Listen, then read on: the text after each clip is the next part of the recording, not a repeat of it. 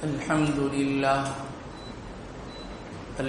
لله نحمده ونستعينه ونستغفره ونؤمن به ونتوكل عليه ونعوذ بالله من شرور أنفسنا ومن سيئات أعمالنا من يهده الله فلا مضل له ومن يضلله فلا هادي له ونشهد أن لا إله إلا الله وحده لا شريك له ونشهد أن سيدنا وشفيعنا وسندنا وحبيبنا وحبيب ربنا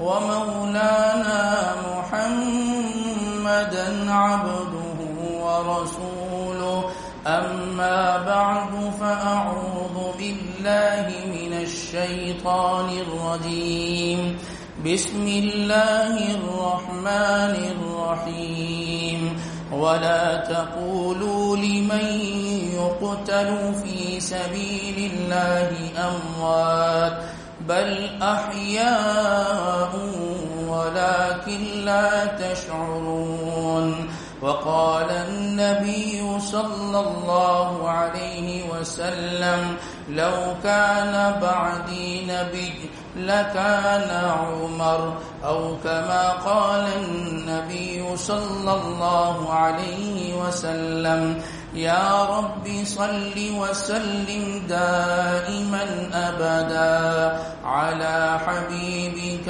خير الخلق كلهم بارك الله لنا ولكم في القرآن العظيم ونفعنا وإياكم بالآيات والذكر الحكيم إنه تعالى جواد كريم قديم ملك بر رب رؤوف رحيم.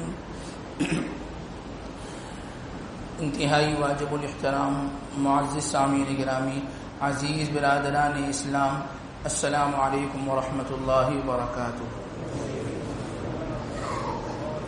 اسلامی سال کا آغاز ماہ محرم سے ہوتا ہے اور آج اسلامی سال کا آغاز ہو گیا.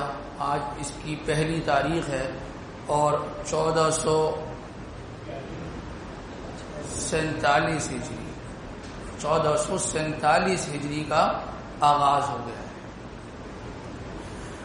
جو ہی سال کا آغاز ہوتا ہے ایک المناک واقعہ اور ایک المناک شہادت کی طرف ہماری سوچ اور ہماری نگاہیں جاتی ہیں. یہ یکم محرم الحرام کا جو دن ہے وہ حضرت سیدنا عمر فاروق رضی اللہ تعالیٰ عنہ کی شہادت کے عنوان سے اس کو یاد کیا جاتا ہے. آج کی اس مختصر سی نشست کے اندر ہم سیدنا عمر فاروق رضی اللہ تعالیٰ عنہ کی سیرت پر تھوڑی سی روشنی ڈالیں گے. مختصر سا وقت ہوتا ہے. یہ اتنے عظیم لوگ ہیں کہ انسان ان پر بات کرتا کرتا تھک جائے لیکن ان کی سیرت اور ان کی زندگی کو بیان نہیں کر پائے. آپ کا نام عمر، آپ کی ولدیت خطاب، آپ کا لقب فاروق، آپ کی کنیت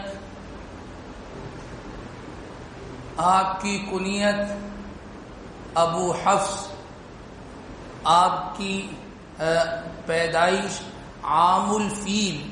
عام الفیل کسے کہتے ہیں؟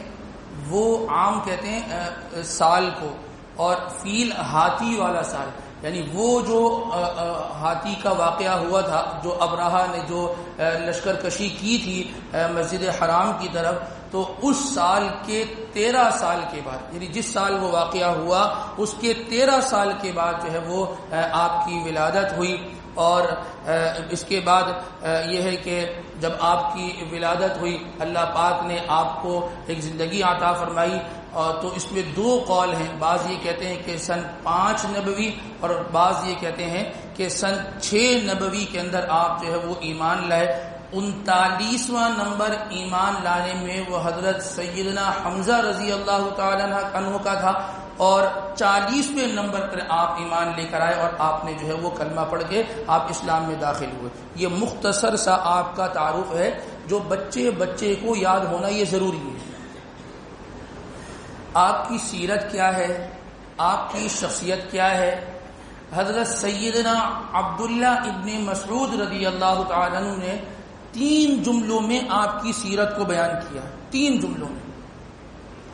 آپ یہ فرماتے ہیں کان اسلامہ فتحا، کہ حضرت عمر رضی اللہ تعالیٰ عنہ کا اسلام یہ ہمارے لیے فتح تھا۔ کس سن میں ایمان لائے تھے؟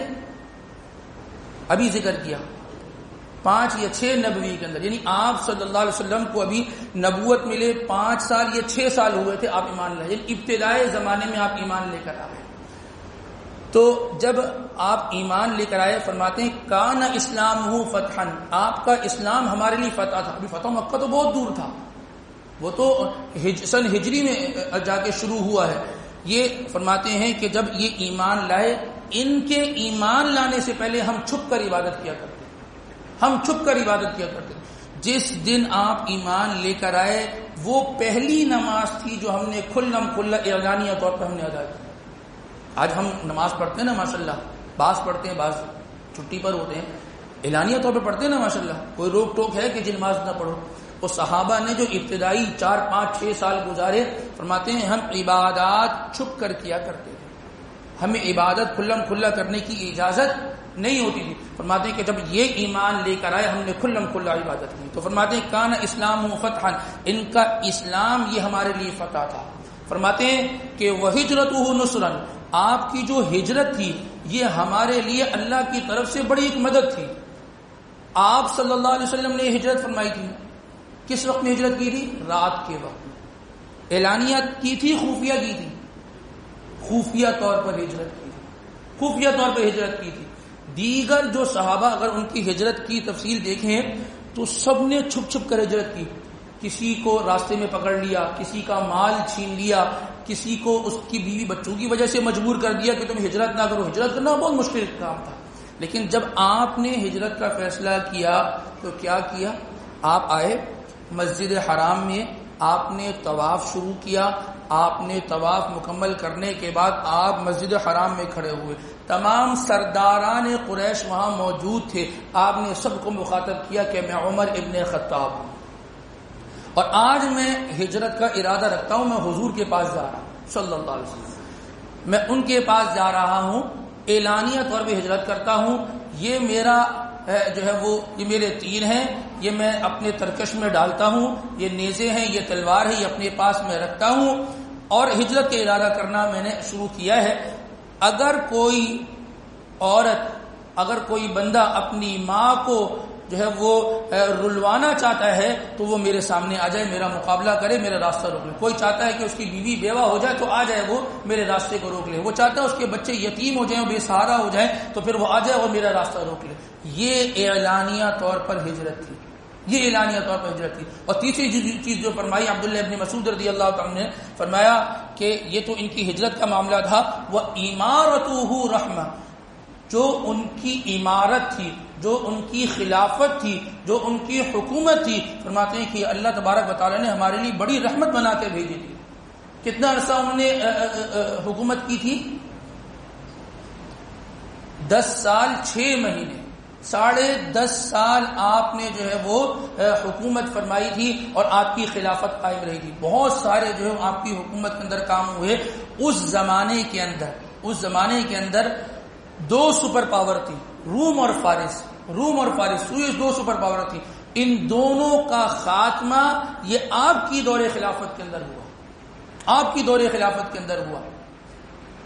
اور جب ان کی حکومت قائم ہوئی اور یہ دونوں جو ہے روم اور فارس جو ہے یہ جب ان کی حکومتیں ختم ہوئی اور ان کا نظام ختم ہوا تو یہ جو روم اور فارس تھے جتنی یہ طاقتور تھے اور ان کی جو ٹیکنالوجی تھی یہ بہت آگے کی ٹیکنالوجی تھی، بہت آگے کی ٹیکنالوجی تھی.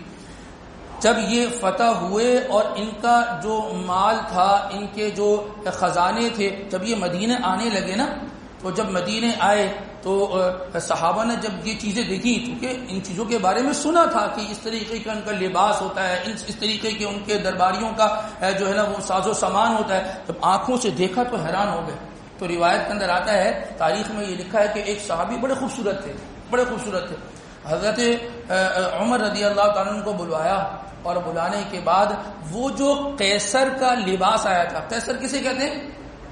جو روم کا بادشاہ ہوتا ہے اس کو قیصر کہتے ہیں، اور فارس کے بادشاہ کو کسرا کہتے ہیں. جو قیصر کے بادشاہ کو جو لباس تھا ان کے لباس بھی الگ الگ، یہ دربار میں بیٹھنے کا، یہ دعوت کا، یہ وفود آنے کے، جب لوگ آتے ہیں وفود آتے ہیں تو اس وقت یہ لباس پہنتے. تو ان کے جب لباس آئے تو اس کا قیصر کا ایک لباس جو ہے وہ ان صحابی کو پہنایا. جب انہوں نے پہنا اور تو اس لباس کے اندر جو ہے وہ سونے اور چاندی سے کام ہوا اور اس کی جو ہے نا وہ اس کی تارے جو ہے وہ اس پہ بنی ہوئی اور اس سے لباس جو ہے وہ تیار ہوا. جب وہ پہنے اس کو پہن کر بیٹھے اور وہ جو اس کا تاج ہوتا تھا قیصر کا، جب وہ ان صحابی کے سر پر، ان کے مبارک سر پر رکھا گیا تو صحابہ فرماتے ہیں ہمیں ایسا لگ رہا تھا کہ جیسے سورج ان کے سر پر طلوع ہوا. سورج ان کے خوبصورت تھے اور جب ان کو یہ پہنایا اور خوبصورت جو ہے وہ لگنے لگے. تو عمر فاروق رضی اللہ تعالیٰ نے یہ کہا، یہ فرمایا کہ دیکھو حضور کی غلامی کا نتیجہ دیکھو، اللہ تبارک و تعالیٰ نے قیصر و کسریٰ کے دربار کے ساز و سامان کو تمہاری قدموں میں ذلیل ہو کر ڈال دیا. یہ حضور کی غلامی کا نتیجہ ہے، یہ حضور کی غلامی کا نتیجہ ہے. یہ وہ شخص تھا کہ لوگ اس سے کانپا کرتے تھے، یہ لوگوں کو غلام بنا دیا کرتا تھا. نام دیا جاتا ہے کہ جی خلافت عمر رضی اللہ تعالیٰ کی خلافت کی یاد تازہ ہوگی. کیا خلافت، کیا ان کا روب، کیا ان کا دبدبا، اور انتہا سے زیادہ سادہ آدمی تھے، انتہا سے زیادہ سادہ آدمی تھے. 23 سالہ نبوی دور میں اگر آپ صلی اللہ علیہ وسلم نے اللہ سے کسی کو مانگا ہے تو وہ 2 شخصوں میں سے کسی ایک کو مانگا. فرمایا یا اللہ عمر ابن ہشام یا عمر ابن خطاب میں سے جو تجھے زیادہ پسندیدہ ہو اس کو اسلام کی دولت سے مالا مال کر دے اور اس کو اسلام میں داخل فرما دے. عمر دے دے یا عمر دے دے، اللہ نے عمر دے دیا، اللہ نے عمر دے دیا. تو ایسی سادہ زندگی حضور نے مانگا تھا نا، اور جب حضور نے مانگا تھا تو حضور نے پھر یہ فرمایا لو کان بعدی نبی لکان عمر، اگر میرے بعد نبوت کا سلسلہ رہتا تو میرے بعد جو نبی بنتا وہ عمر نبی بنتا. ایسی نبوی صفات جو ہے اللہ پاک نے ان کے اندر رکھی. ایسی سادہ زندگی کے لباس میں 14 پیون لگے ہوتے تھے، 14 پیون لگا ہوا جو ہے وہ لباس آپ زیب تن فرماتے تھے. اور ایسا نہیں کہ مال و متاع نہیں. دیکھیں یہ ہوتا ہے حاکم وقت، یہ ہوتا ہے صدر، یہ ہوتا ہے وزیر اعظم، اسے کہتے ہیں سربراہ. یہ سادہ زندگی، کوئی ہٹو بچوں کا شور نہیں، کوئی جو ہے وہ یہ سمجھے کہ مہنگے جو ہے وہ لباس نہیں، یہ سادہ زندگی. قیصر کسریٰ کی طرف سے ایک وفد آیا، مدینے آیا، تو صحابہ سے یہ پوچھا کہ جی تمہارا جو امیر ہے ہم اس سے ملنا چاہتے ہیں، ہم اس کو دیکھنا چاہتے ہیں. صحابہ نے فرمایا کہ وہ جو یہ راستہ جا رہا ہے نا اس راستے پہ چلے جاؤ آگے. تو ایک شخص ہوگا وہ لیٹا ہوا ہوگا اور یا تو اس کے سر کے نیچے کوئی کپڑا ہوگا یا پتھر ہوگا، وہ ہوگا. کہنے گے اچھا. تو یہ جو وفد آیا تھا یہ گیا. وفود آتے ہیں نا، ڈیلیگیشنز ہوتی ہیں، تو وہ آئے. جب گئے اس راستے پہ تو دیکھا جا کر تو حضرت عمر فاروق رضی اللہ تعالیٰ عنہ وہ کیکر کے درخت کے نیچے لیٹے ہوئے اور سر کے نیچے ایک پتھر رکھا ہوا ہے، آرام فرما رہے. تو وہ جو وقت آیا تھا اس نے پوچھا کہ یہ تمہارا حاکم ہے؟ کہا کہ ہاں. یہ کیسا حاکم ہے؟ نہ کوئی اس کا محل ہے، نہ کوئی ہٹو بچوں کا شور ہے، نہ کوئی درباری ہے، نہ کوئی فلاں، نہ کوئی فلاں، یہاں تو کچھ بھی نہیں ہے. تو ایک کیکر کے درخت کے نیچے سر کے نیچے پتھر لگا، یہ آرام کی نیند سو رہا ہے. سکون سے سو رہا ہے. اور کہنے لگے کہ یہ جو شخص ہے نا، یہ جو شخص ہے ہمارے آقا اور ہمارے بادشاہ جو ہمارے وہاں کے حکومت کے ذمہ دار ہیں قیصر و کسریٰ، اپنے مضبوط قلعوں کے اندر محلوں میں اپنے تخت پہ بیٹھ کر اس شخص کے نام سے کانپتے ہیں. اور یہ اس کے ساتھ کی باتیں نہیں تھی، صرف عمل تھا. عمل تھا. حاکم وقت کو بتانا پڑتا ہے کہ زندگی ایسے گزارو. تقاریر گھنٹے گھنٹے کی ہو جائیں گی، اس میں 150 نعرے لگ جائیں گے، لیکن عملی زندگی جو عمل ہوتا ہے وہ حاکم کو کر کے دکھانا پڑتا ہے. دیکھو یہ ہے زندگی، اس طریقے سے زندگی گزارو. ہم تھوڑا سا موازنہ کر لینا وہ حاکم اور اس زمانے کے حاکم پر. وہ جو حکومت کا سربراہ نگران اور آج کا حکومت کا سربراہ اور نگران، ہم تھوڑا سا موازنہ کر لینا. یہ سادگی تھی کہ درخت کے نیچے سو رہے ہیں، اور خوف اور ڈر ایسا کہ وہ مضبوط قلعوں میں تمام ساز و سامان اور اسباب موجود ہے، لیکن اس کا نام سن کے کانپتے تھے. اور پھر ہوا بھی یہی کہ سارا کا سارا جو جنگی معاملہ تھے تو ان کا پلہ بھاری رہا. روم بھی ڈھیر ہو گیا اور فارس بھی جو ہے وہ ڈھیر ہو گیا. یہ آپ کی سادگی تھی. وہ اپنے مخمل کے تختوں پہ بیٹھ کر حکومت کرتے تھے قیصر و کسریٰ. اور ان کا جو پریزیڈنٹ ہاؤس تھا، جو پرائم منسٹر ہاؤس تھا، وہ کیا تھا؟ مسجد نبوی کی چٹائی تھی. اس پر بیٹھتے تھے اور اس پر بیٹھ کر وہ اپنے جو حکومت کے معاملات تھے، جو فیصلے ہوا کرتے تھے، وہ اس جو ہے وہ چٹائی پہ بیٹھ کے کرتے تھے. دن کا یہ معاملہ تھا. اور رات کہاں گزرتی تھی؟ رات مسجد نبوی کے ارد گرد جو گلیاں تھیں نا، اس گلیوں میں آپ گشت فرمایا کرتے تھے. اٹھانے سے ڈھونڈنے سے چراغ لے کے نکلے نا تب بھی ایسا حاکم نہیں ملے گا اس دور حاضر کے اندر. نہیں ملے گا جو راتوں کو گلیوں کے چکر لگاتا ہو، جو راتوں کو گلیوں کو چکر لگاتا ہو. اور کیا فرماتے تھے؟ فرات کے کنارے، دریائے فرات کے کنارے اگر ایک کتا بھی بھوکا پیاسا مر جائے تو اس عمر سے اس کے بارے میں پوچھ ہوگی قیامت کے دن یہ ایسا بھوکا کیوں مر گیا. کتا پاک جانور ہے، کتا پاک ناپاک جانور ہے. اس کتے کے بارے میں بھی مجھ سے پوچھ ہوگی یہ بھوکا کیوں مر گیا. اور اس دور کے حکمران سے کیا پوچھا جائے گا؟ پھر کیا چل رہا ہے بھائی، کیا معاملات ہیں، کیا سلسلہ ہے. ایک دن آپ گلیوں میں چکر لگا رہے رات کو اور آپ گشت فرما رہے، احوال لیتے گئے تو ایک مکان سے بچوں کے رونے کی آواز آنے لگی. جب بچوں کے رونے کی آواز آنے لگی تو انہوں نے گھر میں معلوم کیا کہ بھئی کیا معاملہ ہے. تو دیکھا کہ گھر کے اندر ہانڈی پک رہی ہے. کہ بچے کیوں رو رہے ہیں؟ ہانڈی بھی بن رہی ہے، کھائیں گے اور سو جائیں گے. تو اس عورت نے کہا کہ میرا شوہر نہیں ہے اور میں جو ہے نا بیوہ ہوں، یہ بچے یتیم ہیں، گھر میں کھانے کے لیے کچھ نہیں. ایک پتھر کو ہانڈی پر رکھ کر ابالنے کے لیے رکھ دیا ہے تاکہ بچوں کا دل بہلتا رہے کہ کچھ بن رہا ہے. اس کو روتے روتے یہ سو جائیں گے. کیا عالم تھا، کیا عالم تھا، کیسی زندگی ان بیچاروں نے گزاری. اور کہنے لگی کہ میں تو عمر پر روتی ہوں کہ ہمارا کیسا حاکم ہے، ہمارا خیال نہیں رکھتا. اوہو. جب یہ جملہ سنا نا عمر رضی اللہ عنہ بیت المال کا ہے. بیت المال کا جو قیام تھا وہ پہلے ہو چکا تھا لیکن منظم انہوں نے فرمایا تھا اس کو.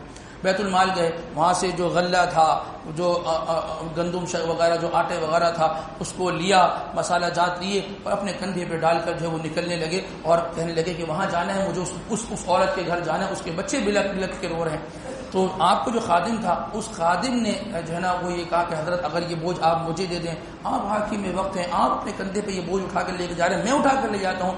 تو فرمانے لگے کہ یہ بوجھ دے دیتا ہوں لیکن مجھے یہ بتاؤ کہ قیامت والے دن بھی میرا بوجھ تم اٹھا لو گے؟ نہیں وہ نہیں اٹھا سکتا. تو یہ مجھے اٹھانے دو. تب وہ میں نے اٹھانا ہے تو یہ بھی مجھے اٹھانے دو. یہ لے کر گئے اور اس عورت سے کہا کہ تم کھانا تیار کرو. تاریخ کی کتابوں میں یہ لکھا ہے کہ جب وہ کھانا تیار ہونے لگا، عمر فاروق رضی اللہ تعالیٰ عنہ جو ہے وہ جو ہانڈی تھی اس کے نیچے آگ جل رہی تھی، جب وہ آگ کم ہونے لگتی تو خود جھک کر اس آگ کو پھونک مار کے اس کو بھڑکاتے تھے کہ یہ آگ بھڑکے اور کھانا تیار ہو. جب کھانا تیار ہو گیا تو فرمانے لگے کہ ان بچوں کو میں نے روتا ہوا دیکھا ہے، جب یہ کھائیں گے، یہ پئیں گے تو یہ مسکرائیں گے اور ان کو میں مسکراتا ہوا دیکھنا چاہتا ہوں. اپنے سامنے بیٹھ کر جو ہے وہ کھلایا اور اپنے سامنے بیٹھ کر کر ان کی جو ہے نا وہ بھوک کو جو ہے وہ مکمل ختم کیا. اور پھر جو ہے جس دوران وہ کھانا بن رہا تھا، تاریخ کی کتابوں میں لکھا ہے کہ آپ جیسے بچوں کو کھیلنے کے لیے بکری کی طرح بنتے ہیں نا، تو آپ بکری کی طرح بن کے جو ہے نا وہ گھر میں چلنے لگے اور بچے جو ہے ان کے ساتھ ان کو بہلانے لگے بچوں کو، اور اس طریقے سے آپ نے یہ وقت گزارا. اور یہ 22 لاکھ مربع میل کا یہ یکتا اکیلا حاکم تھا. یہ اس کا سلوک اور یہ اس کا سلسلہ تھا. نام تو ہم لیتے ہیں، اس تک پہنچنا یہ بہت مشکل کام ہے. بیت المال جو خزانے جو رکھے ہوتے ہیں حکومت کے، اس کا حساب و کتاب کروڑوں روپے کے چائے بسکٹ. ہاں، آپ کا کیا حساب و کتاب تھا؟ ایک دن آپ نکلے اور گلیوں میں سفر کر رہے تو ایک صحابی فرمانے لگے کہ امیر المومنین خیریت، آپ گلیوں میں گھوم رہے ہیں، خیریت کیا ہو گیا؟ فرمانے لگے کہ بیت المال کا ایک اونٹ گم ہو گیا ہے، تو میں اس اونٹ کو تلاش کر رہا ہوں، اور نہ جانے کن کن لوگوں کے پیسے اس اونٹ میں لگے ہوں، اور ان کے پیسوں کا یہ اونٹ ہو اور بیت المال میں تھا، وہیں سے کہیں نکل گیا. اونٹ ہے، جانور ہے، نکل گیا. کہیں مجھ سے اللہ کے ہاں ان کے بارے میں پوچھنا ہو کہ لوگوں کے مال کا یہ اونٹ تھا، یہ کہاں چلا گیا، تم نے فکر کیوں نہیں کی؟ اس کو تلاش کر رہا ہوں میں. تو وہ کہنے لگے آپ بیٹھیں. تو حضرت احنف بن قیس رضی اللہ تعالیٰ عنہ فرماتے ہیں کہ میں نے کہا کہ آپ بیٹھے، میں اونٹ تلاش کرتا ہوں. میں کہ نہیں، میں بھی تلاش کر رہا ہوں، تم بھی میرے ساتھ تلاش کرو، 1 سے 2 ہو جائیں گے، جلدی اونٹ مل جائے گا. میں ساتھ لگا رہا ہوں، اونٹ تلاش کرتا رہا. یہ آپ کا یہ حاکم ہوتا ہے، یہ سربراہ ہوتا ہے، یہ نگران ہوتا ہے، یہ مقتدا ہوتے ہیں. اللہ کی قسم، اگر ان کی سیرت پہ چلنے والا ایک مل جائے نا، تو جو موجودہ غزہ کا حال تھا انشاءاللہ وہ حال نہ ہوتا. ایک مل جاتا، جس کو ایک گھر میں بلکتے ہوئے روتے ہوئے بچے کو برداشت نہ ہو، وہ کیسے برداشت کر سکتا تھا کہ پورا کا پورا علاقہ، شہر، پورا کا پورا ان کا وطن وہ ختم ہو گیا. وہ چیختے پکارتے رہ گئے، لیکن ایک کھڑا نہیں ہوا. مذمت کرتے ہیں، ہم ساتھ کھڑے ہیں، بہت تھک گئے ہوئے، کھڑے بیٹھ جائیں. جی آپ کی کھڑے ہونے سے کیا ہوگا؟ اس کا اجلاس، اس کا اجلاس، یہ اقوام متحدہ، وہ اور فلاں، کچھ بھی نہیں، سب کچھ ختم کر دیا. عزیز دوستوں، یہ بات عوام میں کرنے کا مقصد یہ ہوتا ہے کہ جو عہدوں پر فائز ہوتے ہیں آگے جا کر، وہ عوام میں سے نمائندے ہوتے ہیں اور مرحلہ وار، درجہ وار جو ہے وہ آگے جاتے ہیں. یہ چیزیں ذہن میں رکھنی چاہیے. اللہ تبارک و تعالیٰ اگر کسی کو کسی کمپنی کا جو ہے وہ سربراہ اور سی او مقرر کر دے، تو وہ اپنے اعتبار سے یہ دیکھے کہ میرے لیے اس عہدے پہ رہ کر صحابہ کی، خلفائے راشدین کی جو سیرت ہے، جو انہوں نے اپنا جو ہے وہ نظام چلایا، میں کس طریقے سے اپنے اوپر اس نظام کو نافذ کر کے اور اپنے معاملات کو اس طریقے سے کیسے چلاؤں. ہر بندہ درجہ وار، مرحلہ وار اس طریقے سے معاملات کو چلائے گا تو انشاءاللہ دیے سے دیا جلتا ہے. یہ معاملات ہر محلے، ہر علاقے، ہر جو ہے وہ سطح پر انشاءاللہ یہ چیزیں آئیں گی تو ماحول بدلے گا، فضا بدلے گی، وہ خیانت ختم ہوگی، وہ سود ختم ہوگا، وہ دھوکہ دہی ختم ہوگی. سب سے پہلے آدمی کو خود دیانت دار بننا ہوگا. سب سے زیادہ آدمی سب سے پہلے خود امانت دار بنے. جب یہاں سے معاملات شروع ہوتے ہیں پھر معاملات اچھے ہوتے چلے جاتے ہیں. ہم اللہ تبارک و تعالیٰ سے دعا کرتے ہیں، یا اللہ تبارک و تعالیٰ ہمیں صحابہ اکرام رضوان اللہ تعالی علیہم اجمعین کی سیرت، ہمیں خلفائے راشدین کی سیرت، آپ کی زندگی، آپ کی سوانح، ان کو پڑھنے کی توفیق نصیب فرمائے، آگے تک پہنچانے والا بنائے. ہماری جو اس وقت نئی نسل ہے نا، یہ تو کتاب پڑھتے نہیں ہیں، کوئی مطالعہ نہیں ہے. کسی نوجوان سے پوچھ لیں 16-17 سال کا لڑکا ہو کہ تمہارے پاس کون سی اسلامی کتاب پڑھی ہے، وہ یہی کہے گا جو اسکول والوں نے کورس میں شامل کی، بس وہی ہے، اس کے علاوہ نہیں. کوئی ایک اسلامی کتاب خریدی ہے؟ کوئی ایک اسلامی کتاب کا مطالعہ ہے؟ کوئی مطالعہ نہیں. کیا سیرت حضور کی سیرت ہو، کیا انبیاء کی سیرت ہو، کیا صحابہ کی سیرت ہو، کسی ایک کی سیرت کی کوئی کتاب نہیں، کچھ مطالعہ نہیں ہے. نالج اسلام کی کچھ بھی نہیں ہے. اس سے سن لیا، اس سے سن لیا، اس کا اسٹیٹس دیکھ لیا، وہ ویڈیو دیکھ لی، وہ کہانی سن لی، بس ختم. اپنا مطالعہ کیا ہے؟ اپنے پاس کیا ہے؟ کوئی کتاب نہیں. کوئی اسلامی کتاب نہیں ہے، کوئی مستند ایتھنٹک کتاب نہیں ہے کہ جس کا مطالعہ ہو. ہم یہ نہیں کہتے صبح بیٹھو اور شام میں وہ کتاب مکمل کر لو، روزانہ کے 2 صفحے ہوں 3 صفحے ہوں، پڑھو تو صحیح. ہل کر رہ جائے گا آدمی جب ان کی سیرتیں پڑھے گا. یہ خلفاء راشدین کی کیا لوگ تھے، کیا ورع اور تقویٰ تھا، کیا پاک دامنی تھی، کیسے حضور سے عشق، ایسی آپ کی اطاعت تھی. پڑھے تو صحیح، شروع تو ہو. چھوٹے کیوں نہیں پڑھتے؟ کیونکہ بڑے نہیں پڑھتے. ہر گھر میں اس چیز کی ترتیب ہونی چاہیے. باقاعدہ تعلیم ہو تو بہت ہی اچھی بات ہے، باقاعدہ اس کا درس ہو گھر میں بہت اچھی بات ہے. کوئی ادھر ادھر کی بات نہ ہو، بس وہ کتاب ہو، اس کو پڑھا جائے. پھر 2 صفحے پڑھیں گے، اجتماعی ترتیب نہ بنے، انفرادی تو پڑھے بنے. روزانہ رات کو 2 صفحے پڑھ کے سو جائے، کوئی ٹائم مقرر کر لے. بہت فائدہ ہوگا، بہت فائدہ ہوگا. اندر کا ایمان جس کی سمجھے چند رمق باقی رہ گئی ہے، چند چنگاریاں باقی رہ گئی، اس کو جان ملے گی، اس کو تقویت ملے گی. انسان کھڑا ہوگا کہ واقعی میں تو ان لوگوں کا نام لیوا ہوں. ان کی صبح ایسی تھی، ان کی شام ایسی تھی، ان کی رات ایسی تھی، ان کی خلوت اور ان کی جلوت، ان کے معاملات گھر والوں سے، محلے والوں سے، علاقے والوں سے، ماتحتوں سے، یہ ان کا سلوک اور معاملات تھے. انسان کے اندر پھر یہ چیزیں زندہ ہوں گی اور پھر انشاءاللہ اپنے اندر دھیرے دھیرے تبدیلی محسوس کرے گا. اللہ تبارک و تعالی ہمیں ان تمام باتوں پر کہنے سننے کے ساتھ ساتھ عمل کی توفیق نصیب فرمائے. وآخر دعوانا الحمدللہ رب العالمین.